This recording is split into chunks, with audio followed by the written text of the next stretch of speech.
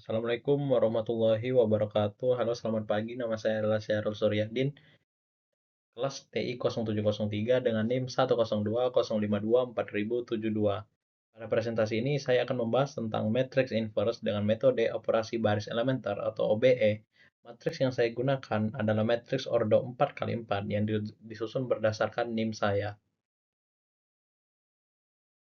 Tujuan dari presentasi ini adalah untuk memahami konsep matriks inverse, memahami cara kerja operasi baris elementer menentukan inverse matriks 4 kali 4 dengan metode augmented matrix dan membuktikan hasilnya melalui verifikasi perkalian matriks. Secara teori, sebuah matriks A memiliki inverse jika memenuhi hubungan A dikalikan A inverse sama dengan matriks identitas. Syarat utamanya adalah determinan matriks tidak boleh sama dengan 0. Dalam metode OBE ada 3 operasi dasar, yaitu menukar dua baris, mengalihkan satu baris dengan bilangan bukan 0, dan menambahkan kelipatan suatu baris ke baris lain. Langkah umumnya adalah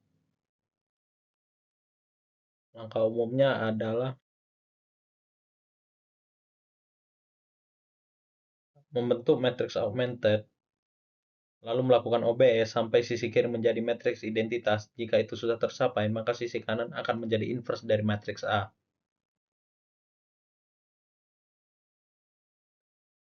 Pada soal ini, matriks dibentuk dari 4 digit terakhir NIM saya, yaitu 0072. Dari angka tersebut diperoleh nilai A sama dengan 0, B sama dengan 0, C sama dengan 7, dan D sama dengan 2. Nilai-nilai ini kemudian dimasukkan ke dalam bentuk matriks yang sudah ditentukan setelah matriks terbentuk. Saya cek determinannya dan hasilnya adalah min 510. Karena determinannya tidak sama dengan 0, maka matriks ini memiliki inverse dan dapat diselesaikan dengan metode OBE.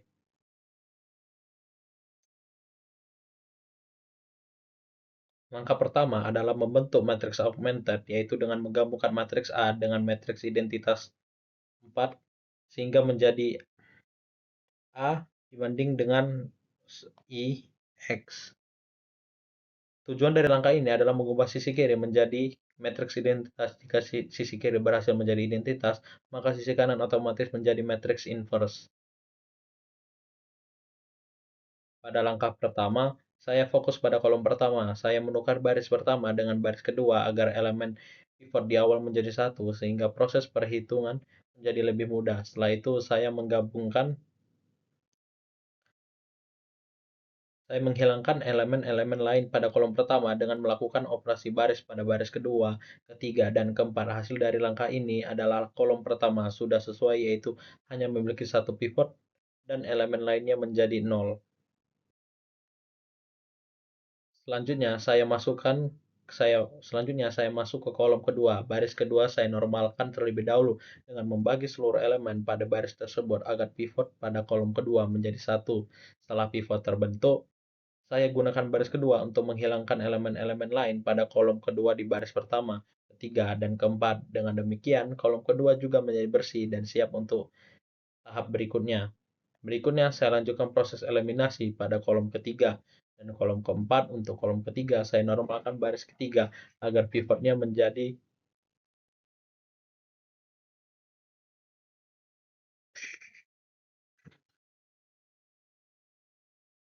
berikutnya.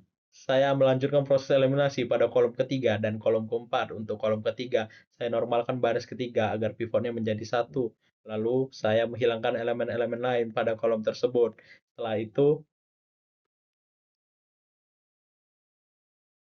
saya lakukan langkah yang sama pada kolom keempat, yaitu menormalkan baris keempat dan menghilangkan elemen-elemen lain di kolom itu. Setelah seluruh proses selesai, sisi kiri matriks augmented berubah menjadi matriks identitas. Itu berarti sisi kanan sekarang adalah inverse dari matriks A.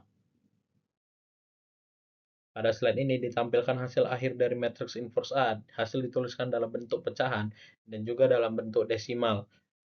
Bentuk pecahan lebih tepat secara matematis, sedangkan bentuk desimal digunakan agar lebih mudah dibaca. Setelah inverse diperoleh, langkah selanjutnya adalah melakukan verifikasi untuk memastikan bahwa hasil ini benar. Untuk memeriksa kebenaran, hasil saya mengalihkan matriks A dengan matriks inverse yang sudah diperoleh. Hasil perkalian tersebut adalah matriks identitas I4. Elemen pada diagonal utama bernilai 1, sedangkan elemen lainnya bernilai 0. Hal ini membuktikan bahwa inverse yang diperoleh melalui metode OBE sudah benar. Baik kesimpulan, matriks pada soal ini memiliki inverse karena determinannya tidak sama dengan 0, yaitu min 510. Inverse dicari menggunakan metode operasi baris elementer melalui matriks augmented A dibanding I. Setelah sisi kiri berhasil diubah menjadi matriks identitas, sisi kanan menjadi matriks inverse A. Hasil akhirnya juga telah diverifikasi dengan perkalian matriks dan terbukti benar. Sekian persen dari saya. Terima kasih.